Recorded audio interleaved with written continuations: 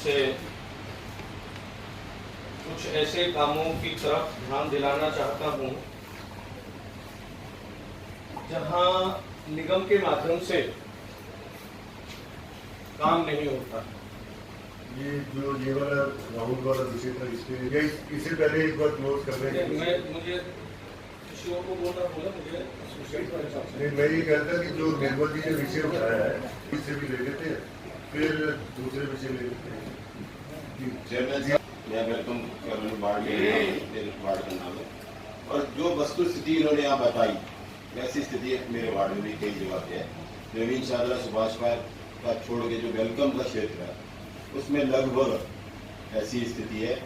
अब क्योंकि ईद आने वाली है इसलिए इसकी आवश्यकता इस पदार्थ की बहुत ज़्यादा बढ़ जाएगी, परंतु बढ़नी चाहिए, इसमें हमें कोई ऐतराज नहीं है, उनका अधिकार है, इनका जो भी जो सेवन करे, परंतु इसकी व्यवस्था सही होनी चाहिए।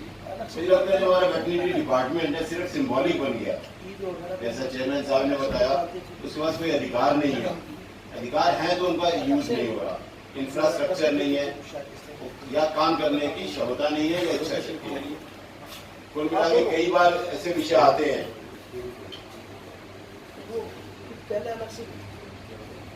चौक में ओपन में पशुओं का वध होगा तो बहुत ही अमानवीय और अनैतिक है।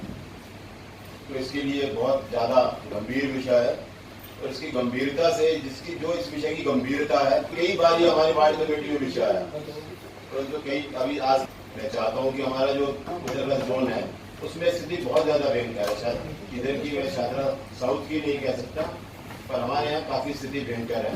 इसका तुरंत कोई इसी विषय में अध्यक्ष महोदय, सभी अधिकारीगण और मीडिया के बंधु, अध्यक्ष महोदय, अभी हमारे नेता सदन जी ने जो सुझाव आपके समक्ष रखे, किसी हद तक तो मैं भी इन बातों से सहमत हूं कि राउंड्स हो रहे हैं, बहुत अच्छी बात है, और हम सभी पार्षद आपका समर्थन करते हैं, आपका सहयोग करते हैं, आपके साथ हैं। लेकिन जहां जो खामियां पाई जाएं उन पर काम भी होना चाहिए। कई चीजें इस तरह गुमराह कर दी जाती हैं, जैसे कल मैंने आपके समक्ष पिछली मीटिंग में भी कहा था, कल भी आपसे कहा कि साहब मेरे यहाँ एसआई के लिए कोई शेल्टर नहीं है, कोई बाथरूम ऐसा नहीं है जहां हमारी सफाई कर्मी जाकर के बाथरूम कर सके। लेकिन उस पर केजीएम बन रहा है। पिछले 4-5 सालों से ये मुद्दा कंटिन्यू थी, आज तक ये नहीं पता वो कब तक बनेगा, और इन चीजों को गंभीर होकर लिया जाए और इन्हें तैयार कराया जाए। रही बात मीट शॉप की, तो नेता सदन जी की ये बात सही है कि मीट शॉप से ऐतराज नहीं है, लेकिन जो मीट शॉप गैर कानूनी तौर पर चल रही हैं उन मीट शॉप को वाकई बंद कर देना चाहिए, जिनके पास लाइसेंस एमसीडी ने नहीं दे रखा है। और जो मीट शॉप लाइसेंस लेकर भी चल रही है उनके लिए भी कम से कम कोई मापदंड ऐसा होना चाहिए कि वो उसे अंदर रखें, वहां शीशा लगा हो या चिक पड़ी हो, ताकि उस पर मक्खी ना बैठ सके, गंदगी ना हो। मीट शॉप तो बंद नहीं कर सकते, लेकिन हम कम से कम ये जरूर करा सकते हैं कि लोगों की सेहत को ध्यान में रखते हुए हम उन चीजों का ख्याल रखें और उस चीज को हम कराएं कि ये तरीके से बेचा जाए, ये नहीं कि उसको बाहर टांग दिया, कहीं कर दिया। इस पर मैं एक चीज आपको बताना चाहूंगा, कल जहां से आपने राउंड शुरू किया था गोकुलपुर ड्रेन पर, थोड़ा सा आगे चलते आप बीच में से कट गए थे, तो आपको मैं दिखा था कि 3 मुर्गे के मीट की शॉप ऐसी हैं जिन्होंने लगभग 5 फीट अपनी दुकान के बाहर काउंटर रख रखे हैं और वो वहां रख करके वहीं रोड पर काटते हैं। ना तो गाड़ी से कोई निकल सकता है और ना कोई जा सकता है। मेरे 5 बावजूद आज तक उनका कोई कुछ बिगाड़ नहीं सका। कहाँ कमी है मैं खुद नहीं समझ पाया, लेकिन आप इस ओर ध्यान दें कि आखिर ये क्यों चल रहा है और किसके इशारे पर चल रहा है। मीट शॉप का लाइसेंस दीजिए, बुरी बात नहीं है, कुछ लोग मीट खाते हैं, वेजिटेरियन भी है, नॉन वेज भी है, हमारे समाज में सभी लोग हैं, लेकिन इस तरह खुले में काउंटर रख करके मीट का काटना ये किसी हद तक ठीक नहीं। एक बात और आपके समक्ष कहना चाहता हूं अध्यक्ष महोदय कि आपने राउंड किया, आप मेरे एक स्कूल के अंदर गए, वहाँ टीचर्स की कुछ कमी थी और उस टीचर्स की कमी को आपने पूछा भी, लेकिन टीचर्स मुझे बताया गया कि जल्द आ जाएंगे और बहुत जल्दी वो कमी पूरी हो जाएगी। आपको मैंने एक चीज दिखाई थी, वहाँ टायर लगी थी, लेकिन एक्शन साथ में थे और एक्शन ने फौरी तौर पर उस बात को काटा और कहा कि ये ठीक कराएंगे, जबकि वो ठेकेदार अपना काम करके वहां से जा चुका है। मैंने उसके खिलाफ एक लेटर तैयार किया तो उसने कहा कि ठीक है जी, मैं आके इसकी रिपेयर करा दूंगा। तो इन चीजों पर ध्यान रखा जाए, हमारे ऑफिसर्स इतनी साइड ना लें ठेकेदारों की कि ठेकेदार अपनी मनमर्जी का काम करके भाग जाए, जिससे निगम का भी नुकसान हो, जनता का भी नुकसान हो और हमारे काम कराने का कोई फायदा नहीं। धन्यवाद। अध्यक्ष जी ने मुझे याद दिलाया, हमेशा और पिछले साल भी पूर्वी दिल्ली नगर निगम ने हर पार्षद के घर पर कुछ ब्लैक कलर की थैलियां भेजी थी और उन थैलियों को सभी पार्षदों ने अपने कार्यकर्ताओं के साथ मिलकर हर घर पर जहां कुर्बानी होती है उन्हें बांटने का काम किया था। उससे फायदा हमें यह मिला कि जगह जगह जो पेठे फेंके जाते थे, जगह जगह सड़कों पर चौराहों पर पेठे पड़े होते थे, वो पेठे फेंकने बंद हो गए। आदमी ने अपनी थैली के अंदर पेठा डाला और ला करके या तो गाड़ी में डाल दिया या कहीं उसने रखा भी तो हमने थैली उठाई और अपनी गाड़ी में डाल ली। तो उससे सफाई व्यवस्था बिल्कुल नहीं चरमराई, अच्छा रहा पूरा इलाका और सभी इलाके, ऐसा कहीं नहीं हुआ कि गंदगी नजर आई हो। तो लिहाजा इसे रिपीट करते हुए उन थैलियों का, और थैली वो जो पिछले साल हमने बांटी थी थोड़ी कमजोर थी, पेठा रखने पर फट रही थी, नीचे से खुल जाती थी, थोड़ी अच्छी क्वालिटी की थैलियां हम बंटवाएं। जिस इलाके में जितने घर हैं उस हिसाब से हम उनको वितरण करा दें। धन्यवाद, बहुत बहुत शुक्रिया। कत्ल एक अलग चीज है, आप कत्ल नहीं कह सकते।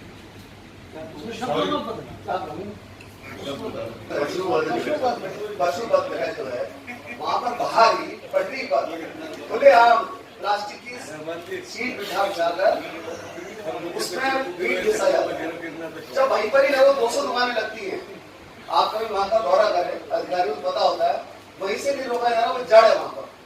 तो और इलाकों में तो बेचा ही जाता है। मेरे वार्ड के अंदर में बुलंद मस्जिद का एरिया है, वहाँ 7 से 12 रोड पर आपने देखा होगा बहुत सारी मीट की दुकानें चल रही है, उसके अंदर कॉलोनी में भी चल रही है, अवैध है। लेकिन जिनसे भी अधिकारी से बात करो, कहते हैं हमें आप नाम एड्रेस लिख कर दे दो। अब ये काम भी हमारा है कि हम दुकानों के नाम लिखें, उसके मालिक का नाम लिखें, उनको एड्रेस बताएं, तब वो उसके ऊपर सीलिंग करने के लिए जाएंगे, कार्रवाई करने के लिए जाएंगे। वैसे इनको पता नहीं होता। जबकि कह चुका हूँ कि हमारे समुदाय भवन बुंडेला चौक के पास 5 दुकानें सड़क पर लगी हुई हैं, फोटो खींचकर भी दे चुका हूँ, नाम भी दे चुका हूँ। लेकिन डॉक्टर राजकुमार जी कहते हैं आप सारे इलाके के नाम एड्रेस हमें दीजिए, हमें सुविधा हो जाएगी, तब हम किसी फोर्स लेकर जाएंगे और उसको जो है सील करके आएंगे। अभी जवाब देते हैं। हाँ जी, भाई चल रहे हैं, इसमें 3 राउंड डेली चलते हैं, जिसमें एक मेयर साहब की साहिबा के नेतृत्व में, एक मैं रहता हूँ जिसमें मेरे साथ डिप्टी मेयर साहब रहते हैं और एक हमारे नेता सदन जी के। और इसमें बिना किसी पक्ष विपक्ष के हम सभी जो भी अपने साथी हैं निगम पार्षद, उनके यहाँ पे आ रहे हैं और उनका पूरा सहयोग भी मिल रहा है। और इसमें डेंगू मलेरिया, स्कूल में जाना, सड़कों पे घूमना और बहुत सारे ऐसे काम है, जैसे रहमान जी ने बोला, कल मैं खुद इनके वार्ड में था और आखिर में इन्होंने 17 या 18 प्लेटें भी लगाई टेबल में। तो मतलब बड़ा अच्छा लगता है कि एक सौहार्दपूर्ण वातावरण में ये सारा काम हो रहा है और अधिकारी भी इसमें आ रहे हैं और समय की भी पाबंदी हो रही है। कुछ अधिकारी रहते हैं, लेकिन मुझे लगता है कि वो भी थोड़ा टाइम से अगर आ जाए तो जरा और अच्छा प्रभाव पड़ेगा। इसमें कुछ अधिकारी हमारे साथ चल के नोट भी कर रहे हैं, जो कि जोन के अधिकारी हैं। लेकिन अभी तक मेरे भी 6 या 7 राउंड हुए, लेकिन अभी तक उनकी ATR या उनकी मिनट्स की कॉपी मेरे तक भी नहीं पहुंची है। तो कई बार अपने लेवल पे भी वे संज्ञान लेना उस प्रॉब्लम का, तो वो कई बार दिक्कत होती है। हम चल रहे हैं तो खुद नोट नहीं कर पाते, इसलिए अधिकारी को लिखवाते हैं और उसका काम है कि कम से कम अगले दिन इमीडिएटली उसे बिल्कुल फाइन ट्यूनिंग ना भी करें, सिर्फ नोट करके अगले दिन मेरे टेबल पे मेयर साहब के और नेता विपक्ष के पास भी उसकी एक कॉपी आप कृपया इमीडिएटली से पहुंचाए, क्योंकि एक्शन तो तब होगा जब नोट होगा। अब नोट होने के बाद उसे सर्कुलेट ही नहीं किया जा रहा, तो एक बहुत बड़ी कमी इन राउंड्स की पे सामने निकल के आ रही है। और मीट शॉप का मैं खुद बहुत जगह गया हूँ, क्योंकि बहुत से लोग खाते हैं नहीं खाते वो एक अलग चीज है। और रहमान जी ने भी विषय रखा कि जो भी काम खासकर खाने पीने का हो साफ सुथरा और सफाई से हो, जिससे कि बीमारी ना फैले। और इस समय आपको पता ही है कि बारिशों का सीजन है और इसमें मक्खी मच्छर और बाकी बीमारियों का फैलने का डर है। तो मेरा भी कहना है कि ये समस्या आज की नहीं है। तो इसमें जो वेटरनरी डिपार्टमेंट है हमारा, एक बार जरा अपना बताएं क्या एक्शन प्लान है और उसमें क्या सुधार हो सकता है। अगर कोई कमी पेशी है, मैं कह रहा हूँ ये मीटिंग है, इसी के अंदर अगर हमारे सीनियर अधिकारी आपको कोई कमी है तो यहीं से बताएं कि भाई हम इसे दूर कर रहे हैं या क्या कर रहे हैं, जिससे इसमें प्रॉम्प्ट एक्शन हो। तो बताइए जरा क्या चल रहा है। इलीगल मीट शॉप्स को के ऊपर रेगुलर एक्शन लेते रहते हैं। अभी 2 रिसेंट एग्जांपल हमारे पास है कि जो अभी माननीय सदस्य ने कहा था हमारे गाजीपुर टाटा हाउस के सामने जो मुर्गा मार्केट है उसको हमने कम्प्लीटली रेज कर दिया था। और उसके अलावा सुंदर नगरी एक बहुत पुरानी कंप्लेंट थी जिसमें कम से कम 40 के करीब दुकानें थी, उनको हमने टोटली जो है बाहर जो एरिया था उसको इरेज करके और सारी शॉप्स को सील कर दिया है। उसके बावजूद जो है बीच बीच में जो भी हमारे पास कंप्लेंट आती है 1-2 वो भी बीच में हम सील करते रहते हैं। और माननीय मेंबर अगर कोई स्पेसिफिक जगह की कंप्लेंट हमें बता रहे हैं तो वो हम एक्शन करवाते हैं। देखिए मेरा ये कहना है, ये जवाब में बिल्कुल रटा है और ये बड़ा सिंपल सा है। आपके पास 100 डेली, आपने कभी ये निकाला है कि कितनी आपके पास इलीगल शॉप्स है? हमारे पास कोई ऐसा डाटा है वार्ड वाइज के कभी हमने इकट्ठा करने की कोशिश की है? अगर हमें पता ही नहीं कि प्रॉब्लम का क्वांटम क्या है, कितना करना है, ऐसे एक्शन तो अगले 100 साल तक करते रहेंगे, ये भी ऐसे ही चलता रहेगा। इसलिए पूर्वी दिल्ली की इमेज जो है वो खराब हो रही है। आप क्वान्टिफाई तो कीजिए ना कि कितना काम करना है आपने। हम जितना हमें मिल गया उतना हमने कर दिया, लेकिन हमें ये नहीं पता कितना करना है। आज के हमारे एडिशनल स्टाफ बैठे हैं, अगर कोई आपको एडिशनल गाड़ी की जरूरत है, अभी तक कोई स्पेसिफिकेशन ही नहीं है हमें कितना काम करना है, कितनी गाड़ी चाहिए, कितनी मैन पावर चाहिए। आप उसे क्वान्टिफाई अभी बताइए कितना क्वांटम है, कितनी हर वार्ड के अंदर कितनी ऐसी शॉप्स है, कुछ ऐसी काउंटिंग है हमारी? इलीगल शॉप्स के या जो बाहर जो लोग बेचते हैं तो एग्जैक्ट तो नहीं कर सकते, पर इसमें रीअरेंज के केसेस में बहुत होते हैं। कई बार पूरी मार्केट नहीं, अगर आपको कितना दिन दिया जाए, अगर आप इसी स्टैंडिंग कमेटी में आप बताएं कि इतनी शॉप्स है या इतनी क्वांटिटी है या पर वार्ड इतना है, क्या इसकी कोई क्वांटिफाई आप कर सकते हैं? कैपेबिलिटी है आप में? नहीं, आप हाँ बोलिए ना, और डेट बोलिए कब तक दे सकते हैं? मैन पावर और मशीनरी सब देख के तभी। नहीं, आप ये तो आपको पता है। आप टाइम बताओ कि आप, अभी तो मैं कह नहीं रहा कि आप 2 हफ्ते में सारी पूरा हटा दो, 15 दिन में, 1 हफ्ते में, 10 दिन में, कितने दिनों में ये काउंटिंग बता सकते हैं आप? काउंटिंग बता देंगे कितने दिनों में? 2 वीक में बता देंगे। तो 2 वीक। क्योंकि दौरे जो हो रहे हैं वो माननीय महापौर जी के आदेश से, तो मेरा ये निवेदन है कि सारे दौरों की जो रिपोर्ट है वो माननीय महापौर जी को सबमिट हो और फिर वो concern department chair commissioner madam को सबको जवानी हो, लेकिन सबसे पहले महापौर जी को जाए से जो भी रिपोर्ट से सीधा मेयर। इस बार जो है क्योंकि पिछली बार ये था कि कुछ कम रह गए वो, तो हमने ये डिपार्टमेंट से रिक्वेस्ट की कि 60,000 इस बार क्योंकि जो थिकनेस है वो रिक्वेजिशन हमने दे दिया। सर 2 चीज इसमें आपके माध्यम से बताना चाहूँ, करा दीजिएगा। एक तो इन्होंने 60,000 कहा, ठीक है, क्योंकि कुछ कम रह गए थे पिछली बार, सही कह रहे हैं डॉक्टर साहब, लेकिन इसमें एक तो क्वालिटी का ख्याल रखा जाए और एक जो है इसको खरीद जल्दी लिया जाए, क्योंकि ये 2 दिन पहले देते हैं और वो सभी घरों में बंट नहीं पाते, क्योंकि 2 दिन में सब घरों में डिस्ट्रीब्यूट करना ये एसआई के लिए भी मुश्किल है, कर्मचारी के लिए भी मुश्किल है, उसको एरिया भी साफ करना है और घरों में पॉलिथीन भी बांटने।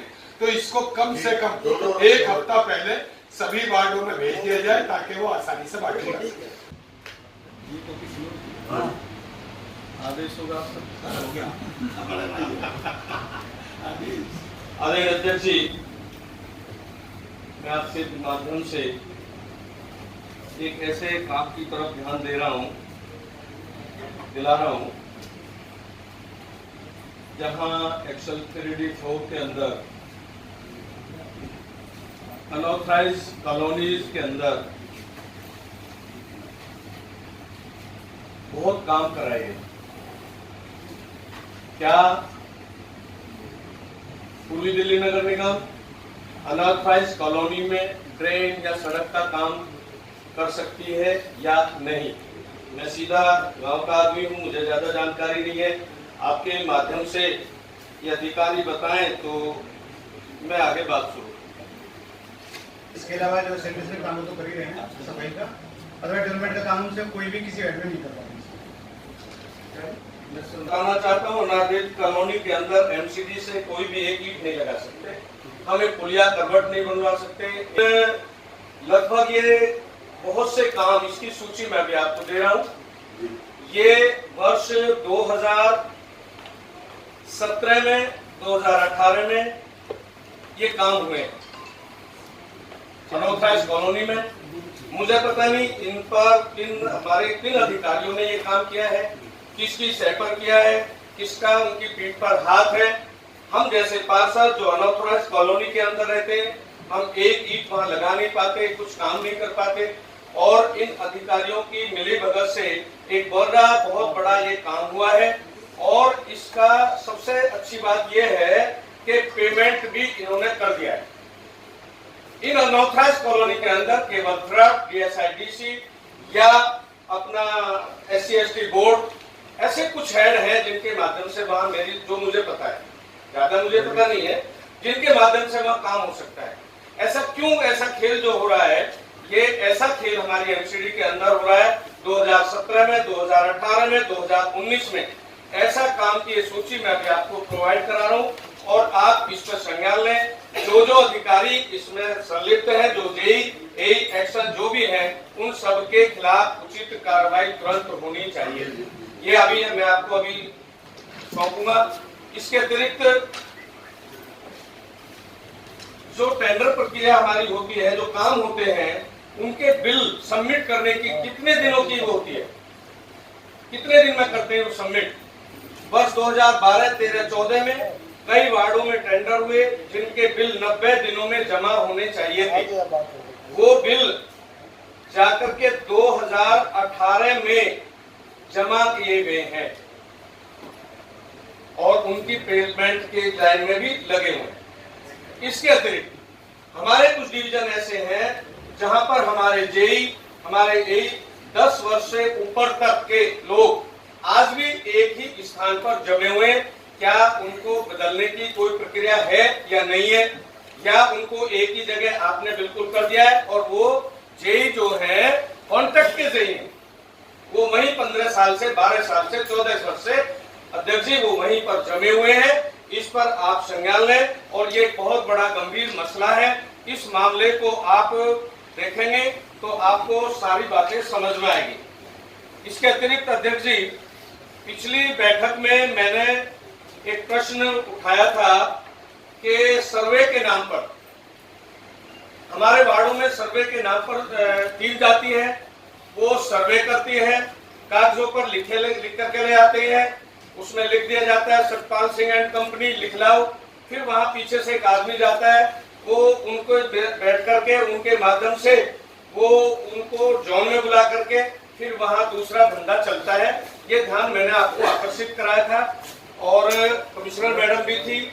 उसके बावजूद एक नए काम हो गया। आज का अखबार, ये मैं नहीं कह रहा, ये मीडिया कह रही है, प्रिंट मीडिया कह रही है, लिखा है 9 फैक्ट्रियों की सील खुलने को लेकर उठ रहे सवाल। डिपार्टमेंट कहता है सील लगी हुई है, आज भी इनमें काम चल रहे हैं, आज भी ये फैक्ट्रियां चल रही हैं, बदस्तूर जारी है, यहाँ काम हो रहा है, और जो और लोग हैं जो चाहे काम करना चाहते हैं, उन लोगों को काम नहीं करने दिया जाता, और इस सील के नाम पर मोटी रकम लेकर के उनसे कह दी कि आप सील खोल लीजिए।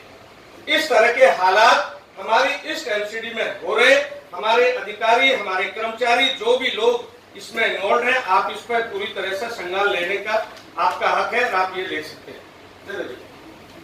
आप पढ़ भी लीजिए इसमें पूरा। इसमें मैं चाहूंगा कि जो कमीशन के साथ इसमें जो हमारा निर्णय है वो अभी कितना इम्प्लीमेंट हुआ है या क्या सर्वे चल रहा है, इसकी अगर जानकारी।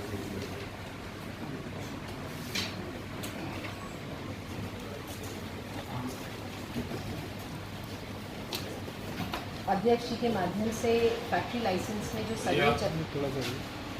सर्वे चल रहा है उसकी जानकारी मैं देना चाहती हूँ। ये सर्वे स्टेप 1 और 2 और 3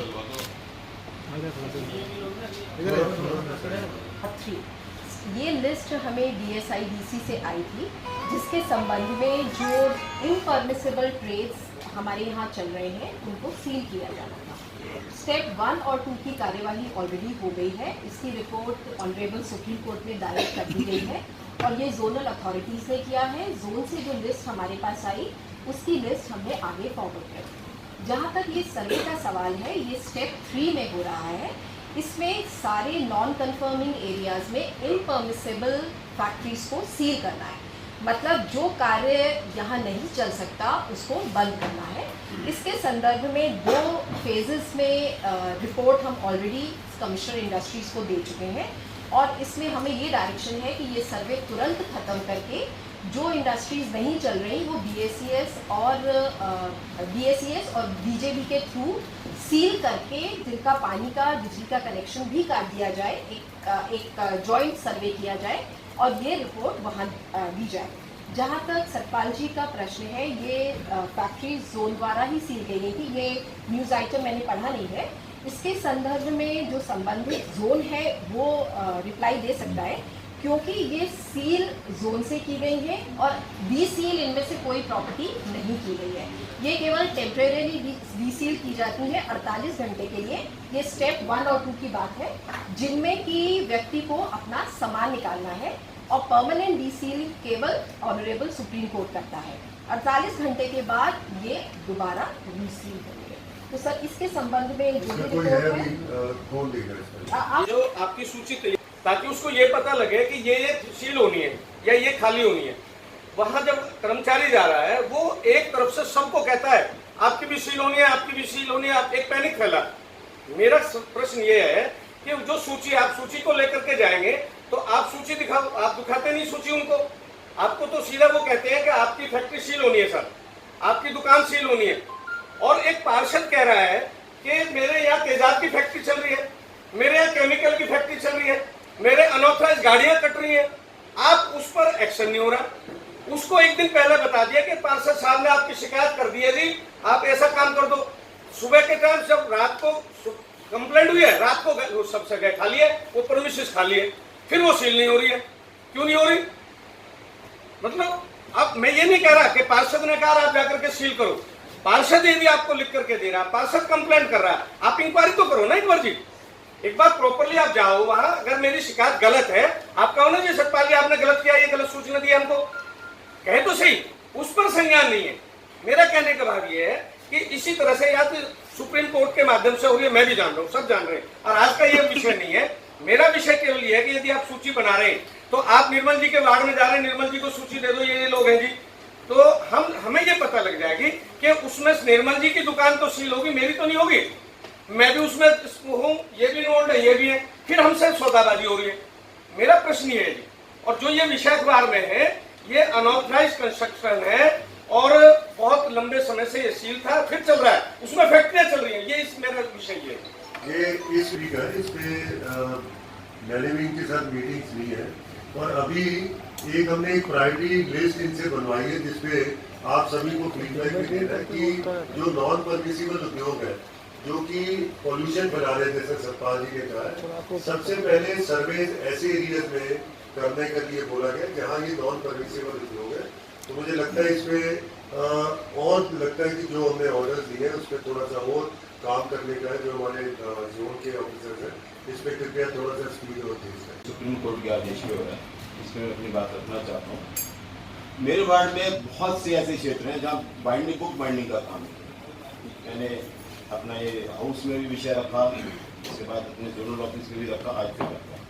हमारा उद्देश्य लोगों को रोजगार देना है अध्यक्ष जी, न कि रोजगार छीनने का। आज बहुत बड़ी संख्या में ऐसे उद्योग जो बुक बाइंडिंग का बाप बेटे या परिवार के लोग मिलकर 2 लोग 3 लोग उसी घर में रह रहे हैं, 25-25 गज के मकान है, उसी में रह रहे हैं। किसी ने थोड़ा और क्षेत्र ले लिया तो 2 मकान जोड़ के 50 गज के में रह रहे हैं, वहीं रह रहे हैं, वहीं से अपना जीविकोपार्जन कर रहे हैं। हमारा उद्देश्य रोजगार छीनना नहीं है।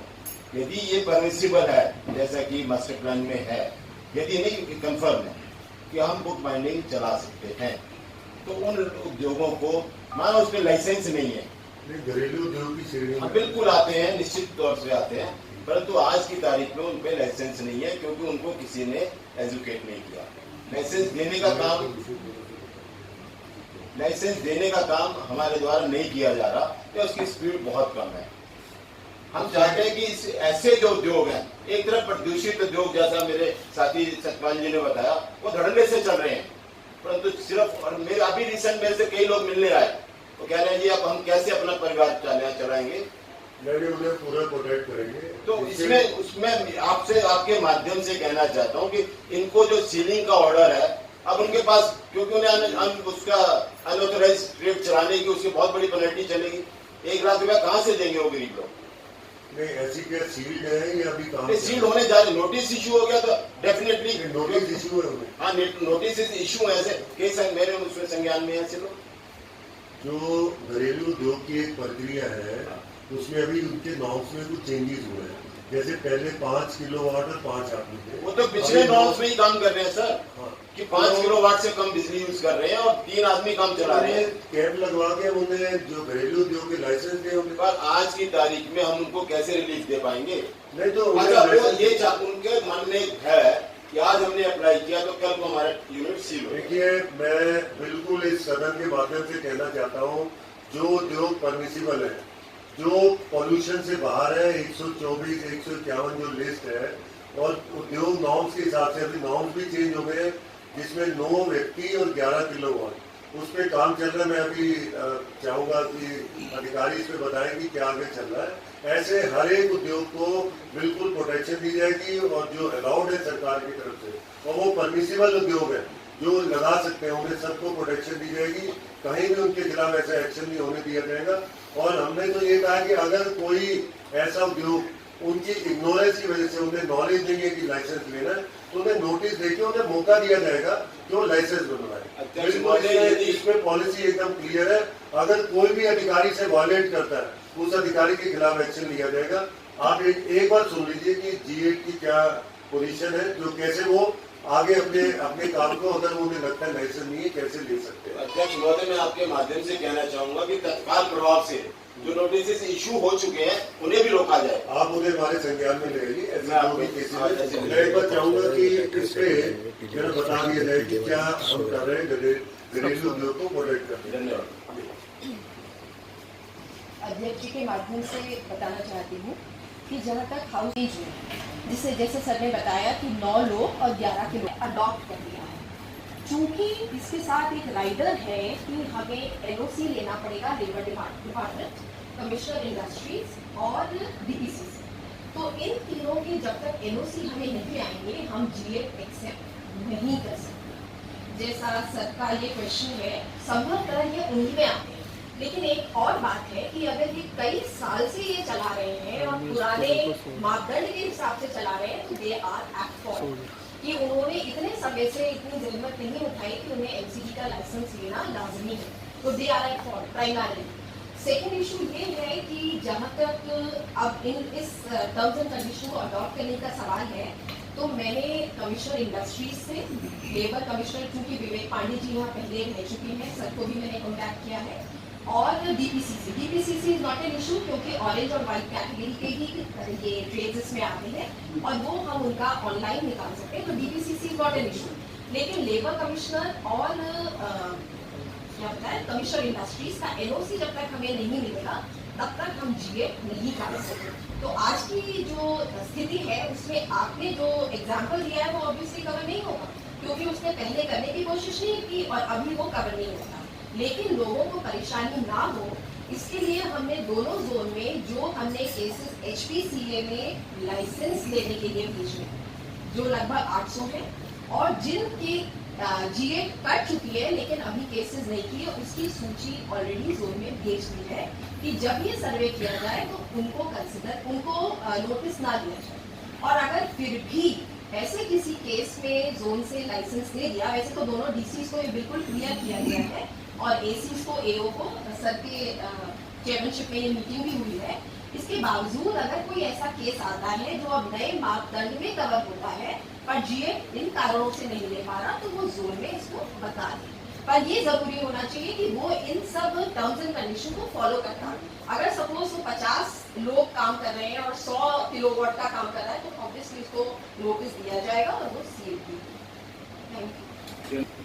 एसईसी कमिश्नर महोदय ने आपके माध्यम से जो चीज़ें रखी हैं वो तो वही चीज़ें जो बजट बोर्ड में, लेकिन वास्तविकता कुछ और है। जो भाई सतपाल जी ने बात कही, भाई अजय जी ने जो बात कही, वो दोबारा जो बात प्रकरण करते हैं। हकीकत बात यह है कि इस सारे मैटर को कुछ गलत नहीं।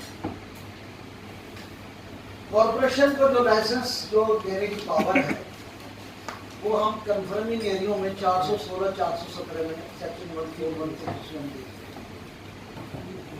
हमारी एक 2017 के अंदर बहुत बढ़िया हमारी इंडस्ट्रियल पॉलिसी बनाई। मैं धन्यवाद दूंगा तुझे हाउस को। उसके अंदर एक चैप्टर घरेलू उद्योग का बनाया गया। सबसे बड़ी बात तो ये है कि घरेलू उद्योग is not comes in the industry. वो इंडस्ट्री की कैटेगरी में नहीं आती। इंडस्ट्री की कैटेगरी अलग है। इसको अभी और एक्सटेंड करते हुए लोग इसमें ज्यादा कवर हो जाए तो 5 किलोवाट से उसको 11 किलोवाट किया गया और 5 आरपी से 9 आरपी। वो एक अलग कंडीशन जो डीपीसीसी का कहा, एडिशनल कमिश्नर मैडम ने कहा नॉट एन इशू। वाकई में ये इशू नहीं है। डीपीसीसी हर एक को करनी चाहिए। डीपीसी वाइज कैटेगरी की है, वो ऑनलाइन निकला। लेकिन इसके अंदर एक दो चीजें जुड़ी हुई है। जब से ये 5 किलोवाट तक था, हम जो कॉर्पोरेशन के अंदर 5 किलोवाट तक के बेस को हम असेस करके उसकी जीए पाए। इसके बाद में हम भेज देते हैं सीधा सेक्रेटरी कमिश्नर, तो सेक्रेटरी कमिश्नर ऑफ इंडस्ट्री। हमारे हाथ में सिर्फ लाइसेंस देना नहीं है। जो बात मैंने शुरू में कही कि 416-17 में हम, और अगर ऐसा ही चल रहा है तो मेरे नाम के साथ भी फिर अब्दुल रहमान एपीजे अब्दुल कलाम लिखा जाए। मेरी आपसे अनुरोध है। छपाने का नाम काम कर लिया सर देखिए भाई मुझे तो अच्छा लगता है। आपने कल अध्यक्ष महोदय, आपके माध्यम से पूछना चाहता हूं कि साईं भवन गीता कॉलोनी में अलॉट की गई पार्किंग 200% ज्यादा उपयोग में है। पहले ही दिन मेयर साहिबा खुद चेक कर चुकी हैं, लेकिन इंस्पेक्टर कुणाल और एओ सौरभ साकेत द्वारा इस फाइल पर कोई कार्रवाई नहीं की गई है, जबकि अशफाक खान को आरटीआई में जवाब दिया गया है कि जुर्माना किया गया है, जबकि नियम एवं शर्तों के अनुसार आवंटित क्षेत्र के अनुसार प्रथम दिन से ही ज्यादा किराया लेना चाहिए। आप चाहें तो फाइल मंगाकर चेक करा सकते हैं, चेक करा लें। एओ और इंस्पेक्टर की कलाकारी आपको समझ आ जाएगी।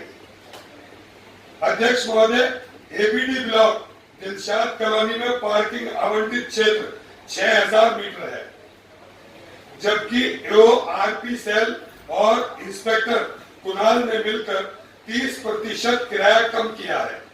उस पार्किंग के अंदर ट्रांसफार्मर 5 साल पहले से लगा हुआ है, जबकि पार्किंग में कोई पेड़ नहीं लगा है। किराया कम करने का कारण यही बताया गया है कि उस जगह पर ट्रांसफार्मर है और उस जगह पर पेड़ लगे हैं। तो सर, जब ये पार्किंग दी गई थी, ट्रांसफार्मर तो तब भी लगा हुआ था, तब 6000 मीटर क्यों दी गई? और उसका एरिया अगर आप आज भी नपवाएंगे तो 6000 मीटर ही है। सर, इससे लाखों रुपए का चूना निगम को लग रहा है। इसको आप ध्यान दें और इसकी फाइल मंगा के एक बार इसको ध्यान पूर्वक चेक कर लें। इंस्पेक्टर कुणाल कुमार और साकेत सौरभ जी का एक और कारनामा आपको बता रहा हूं। अशोकनगर शोरूम में फ्री पार्किंग चलाई जा रही है, जो कि पार्किंग ऑनर ब्लैक लिस्ट है, और उसी की गाजीपुर लैंडफिल के नजदीक की पार्किंग चलाई जा रही है, जबकि एक पार्किंग की किस्त 5,30,000 और दूसरी पार्किंग की 4 लाख रुपए है। और ये सारे कारनामे क्या कहूं, कुछ वरिष्ठ लोगों की मेहरबानियों से चल रहे हैं। सर अध्यक्ष महोदय, आप फाइल स्थायी समिति में मंगा लें, पिक्चर साफ हो जाएगी। अमन राजपूत पर दबाव था इसके लिए, इसलिए उसको दूसरी जगह भेज देगा। आपसे मेरा अनुरोध है कि ये बहुत रुपयों का चूना निगम को इस माध्यम से लग रहा है, आप कृपया कर इसे और ध्यान दें और निगम का पैसा बचाने में निगम की भी मदद करें और हम सब की भी करें। अध्यक्ष महोदय, आपके स्कूलों में मिड डे मील जो बच्चों को दिया जाता है, कल आप भी राउंड पर थे, मेरे एक स्कूल में आपने राउंड किया, मिड डे मील आपको मैंने चेक कराया, आप साक्षी हैं उस बात के, तो मैं आपके समक्ष रखना चाहता हूं। नंबर 1, मिड डे मील लेने के लिए बच्चों को लाइन में खड़ा कर दिया जाता है, इस तरह अध्यक्ष महोदय जैसे जेल के अंदर कैदियों को खाना लेने के लिए खड़ा कर दिया जाता है। अध्यक्ष महोदय, मैं आपके माध्यम से कहना चाहता हूं कि वो मासूम बच्चे स्कूल में पढ़ने के लिए आते हैं, उनको सीट पर बिठाकर ही खाना सर्व किया जाए, न कि लाइन में लगाकर इस तरह उनको खाना दिया जाए जिस तरह जेल में कैदियों को खाना दिया जाता है। अध्यक्ष महोदय, मिड डे मील की क्वालिटी इतनी खराब है कि चावल लड्डू बने होते हैं और छोलों के नाम पर मटर का पानी, जो कल मैं आपको खुद चेक करा चुका हूं और आपने अपनी आंखों से देखा है।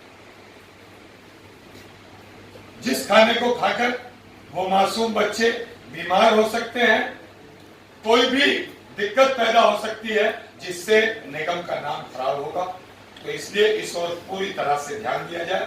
अध्यक्ष महोदय, आपके माध्यम से एक और बात मैं कहना चाहता हूं कि पहले निगम 26 जनवरी और 15 अगस्त पर सभी निगम स्कूलों के बच्चों को पैकेट बंद बिस्किट या मीठा केक का पैकेट या कोई मिठाई, इस तरह की चीजें बढ़ती थी, लेकिन कुछ सालों से इसे बंद कर उनको मिड डे मील सर्व किया जाता है।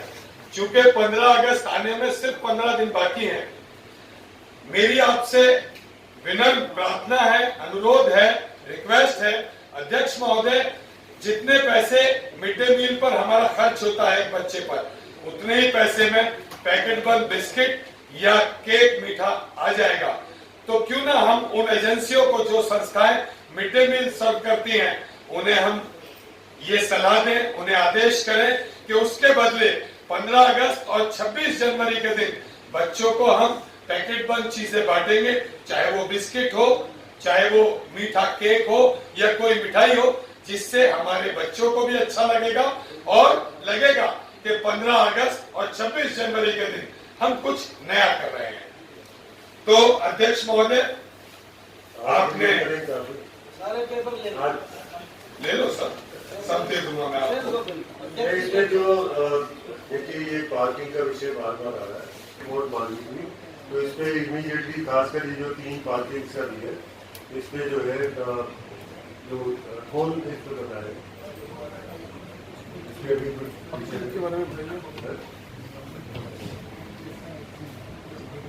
अध्यक्ष पाई जाए तो सजा का कसूरवार मैं हूं, वरना अगर ये गलत पाई जाती है तो आप सजा तय करिए कि उस अधिकारी को, उस अफसर के लिए सजा क्या होगी। ये होता रहा है और बार बार होता रहेगा। किसी अधिकारी को कोई सजा नहीं होती, किसी अधिकारी की कोई सैलरी नहीं काटी जाती, किसी को नौकरी से नहीं निकाला जाता। ये चोरियां होती रही है और होती रहेंगी। अगर वो अधिकारी गलत निकले तो उसको सजा तय की जाए, ताकि आगे ये चोरियां बंद हो। आपकी हर बात को पूरा ध्यान से सुनते हैं, बस के सदस्य होने के नाते आपका आपने मुझे सुना, सभी अधिकारियों ने सुना, सभी मीडिया के बंधुओं ने सुना। मैं आप सबका आभारी हूँ, आपका धन्यवाद करता हूँ और आशा करता हूँ कि जो बातें मैंने अध्यक्ष महोदय आपके समक्ष रखी हैं, वो निगम के भी फायदे की हैं और हम सब के फायदे की भी हैं कि हम जनता की भलाई के लिए काम करें। हमने पानी फ्री किया जनता के लिए, आज जो एक नया कानून हम लेकर के आए हैं कि पूरे दिल्ली के लिए 200 यूनिट बिजली बिल्कुल फ्री दी जाएगी, 200 यूनिट बिजली। तो इसीलिए हम फायदे की बात करते हैं। नुकसान आदमी करते हैं। धन्यवाद। अध्यक्ष जी 3 तलाक का कानून हमने भी पास किया, थोड़ा अच्छा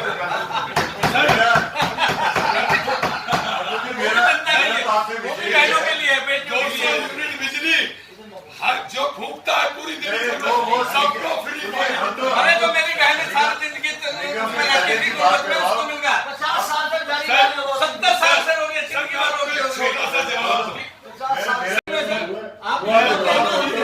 सर मैं किसी बात से इनकार नहीं कर रहा हूँ। मेरे बड़े भाई पूर्व स्थायी समिति अध्यक्ष ने एक बात मुझे 3 तलाक पर कही, एक प्यार भरा जवाब उन्हें देना चाहूँगा। आप तशरीफ रखें और सुनें। मुझे ऐतराज नहीं है अपने देश के कानून से। पहली बात तो ये मेरे देश ने उसका सम्मान करता हूँ।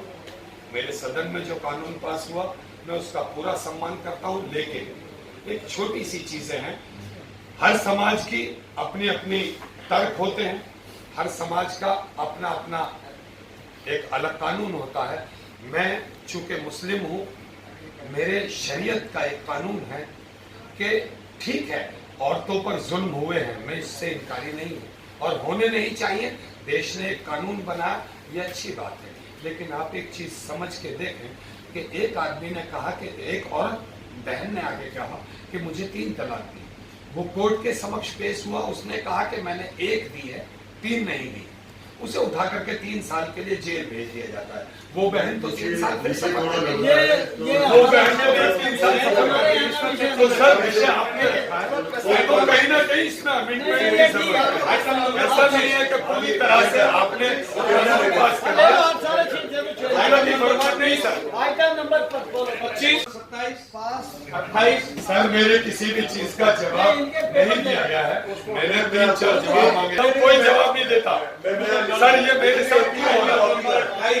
आप इनका सारे पेपर ले लीजिए। सर माननीय स्थायी समिति अध्यक्ष महोदय और नेता सदन जी, आप मेरे बड़े हैं, सहमति की बात नहीं है।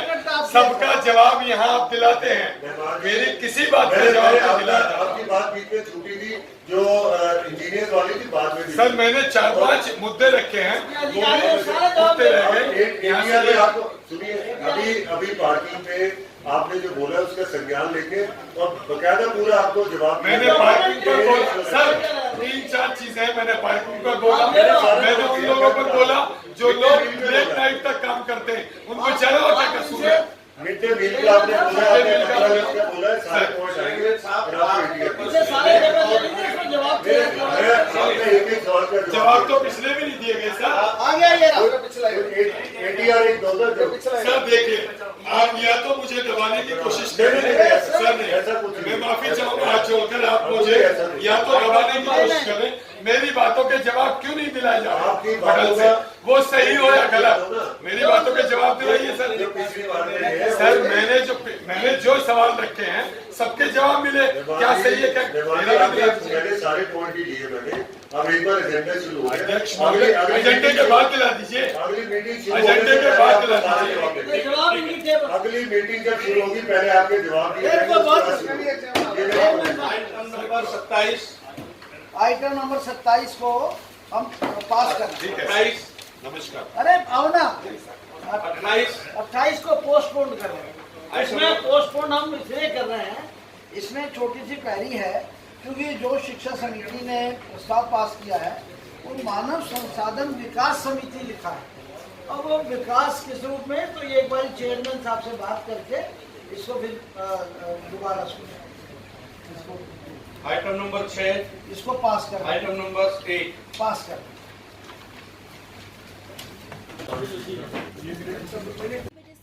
रहने वाले कर लो यार थोड़ा सा, अगली बार भी वाइट होनी है। अरे यार देखिए, अवैध मीट की जो दुकानें हैं इसका मुद्दा बहुत पुराना है और इस पे हम संज्ञान भी लेते रहते हैं। और खासकर अब जब 3 जो हमारे अधिकारी हैं, एक मेयर और मैं स्टैंडिंग कमेटी चेयरमैन के नाते और नेता सदन जी, हम तीनों के राउंड वार्डों में चल रहे हैं, इसमें पक्ष और विपक्ष के सभी वार्डों में। तो वहाँ भी हम खुद अपने आंखों से देख रहे हैं कि बहुत सारी ऐसी जगह जहाँ ये अवैध काम चल रहा है। और इसके लिए अधिकारियों को जो है अब आपके सामने ही 10-15 दिन का समय दिया है कि इसमें हर विभाग हर वार्ड के अंदर वो जगह सारी चिन्हित करें, उनकी सूची बनाएं और उसमें जो जो कर्मचारियों की कितनी कमी है, क्या ट्रक चाहिए, क्या रिसोर्सेज चाहिए, वो सारा हम जो है उसका संज्ञान ले रहे हैं और जल्दी से जल्दी इस पे कार्यवाही तो चल ही रही है। आप अखबारों में भी देख रहे हैं, खासकर जो हमारा उत्तरी क्षेत्र है उसमें, तो आगे ये दोनों क्षेत्रों में कार्यवाही और तेजी से हो, इस पे हम पूरा ध्यान स्वच्छता देंगे। के लिहाज से सर, मनोबल उन लोग मांग की है कि जो डिपार्टमेंट है उसकी जो पावर्स है उसको भी बढ़ाया जाए। नहीं, किस लिहाज से पावर? स्वच्छता के लिहाज से जिनके पास लाइसेंस है उनके लिए भी कुछ रूल्स बनाए जाए, डिपार्टमेंट को और ज्यादा पावर मिले, इसकी भी जिक्र यहाँ पर। देखिए क्या होता है कि हर चीज के लिए रूल बने हुए हैं, लेकिन कई बार क्या होता है कि समय के साथ साथ उसमें हम अपने आप ही कुछ ना कुछ ढिलाई देते हैं। तो इस पे भी एक संज्ञान लेके इस पे भी अभी एक लेटर इशू किया जाएगा पूरे डिपार्टमेंट में कि जो जो हमारे रूल्स हैं, खासकर उन शॉप्स के लिए जहाँ ये मांस बिकता है, उनको वहाँ जैसे सफाई का है, दुकान कितनी बड़ी होनी चाहिए, उसमें डिस्प्ले में क्या रहना चाहिए, इन सब पे जो है दोबारा से एक बार बोला जाएगा। सर, उन लोगों का सहायक इतना है कि आप लोग गए थे उधर सीमापुरी की तरफ, हम लोग का भी घेराव किया गया, आखिर इतना सहायक क्यों, किसकी वजह से मिला? देखिए, एक कई बार क्या होता है कि किसी वर्ग में जाके जनसंख्या की संख्या दिखाकर कई बार डराया जाता है अधिकारियों को, लेकिन अब अधिकारियों को हमने बोला है और हमारी दिल्ली पुलिस से भी बात हुई है कि जहां अवैध गतिविधि रहेगी वहां जो है कार्रवाई की जाएगी। मैं खुद जब गया था तो मेरा भी घेराव एक जगह किया गया था सुंदर नगरी में, तो इसमें हम सख्त कार्रवाई कर रहे हैं और आपको रोज पता भी लगता है कि दुकानें सील हो रही है, उन पे कार्रवाई की जा रही है, दुकानों को हटाया जा रहा है। अनथराइज कॉलोनी में सतपाल जी ने मामला उछाला है कि वहाँ पर काम नहीं हो सकता, लेकिन उसके बावजूद 11 काम ऐसे दिखाए सतपाल जी ने और उनके खिलाफ जेईई भी 15-10 वर्षों से काम कर रहे हैं, उनके क्या खिलाफ कार्रवाई करेंगे आप? देखिए, इन दोनों चीज़ों का संज्ञान लिया गया, सतपाल जी से इस विषय को लिया जा रहा है। उसके अलावा जो है जो इनके रूल बुक है कि कितने साल तक जो एक जेई जो है एक क्षेत्र में रह सकता है, इसे दोबारा से इसे चेक करके और उन सारी चीज़ों को जो है इसे लागू किया जाएगा। संदीप जी, मंडावली में एक स्कूल है निगम का और उसके बिल्कुल दीवार के साथ ही शौचालय निगम ने बना दिया है, क्या ये तरीका ठीक है? क्या निगम के बिल्कुल गेट पर स्कूल के शौचालय बनाया जा सकता है? देखिए, ये विषय मेरे संज्ञान में कल ही आया था और उसमें जो फोटोग्राफ आए थे उसमें बहुत सारा कूड़ा भी पड़ा था, तो वो तो इमीडिएटली वो कूड़ा तभी हटवा दिया गया था और इसके विषय में हम स्थानीय निगम पार्षद और अधिकारियों से बातचीत करें कि किसके कहने पर और कैसे गेट के साथ ही शौचालय बनाया गया और जरूर इसे संज्ञान लेके हटाया गया। सर, वहीं जहां निगम पार्षद ने बात करी जब हम लोगों ने, तो जबकि वो जगह हमारी है, निगम पार्षद का ये कहना है, तो क्या सर वहाँ बच्चों के स्वास्थ्य के ऊपर कोई ध्यान नहीं दिया जा रहा? नहीं, निगम की जगह पर ही हम बनाते हैं, ऐसा नहीं है कि किसी और की जगह पे, लेकिन अगर उसका प्रतिकूल प्रभाव पड़ रहा है बच्चों पर और आसपास तो उसे हटाया भी जाता है, ऐसा भी पहले हुआ। वॉशरूम तो बना दिया है, लेकिन निगम स्कूल की जो दीवारें हैं लोग उसे भी नहीं छोड़ रहे। तो गंदगी, एक तरफ तो स्वच्छता की हम बात कर रहे हैं, दूसरी तरफ हम इस तरह की तस्वीरें देख रहे हैं। नहीं, इसमें संज्ञान लिया जाएगा। मेरे संज्ञान में आगे कल ही जो पहला स्टेप तो सफाई का वो तो हमने करवाया है, लेकिन आगे इसका क्या हो सकता है इसे इमीडिएटली अवैध पार्किंग का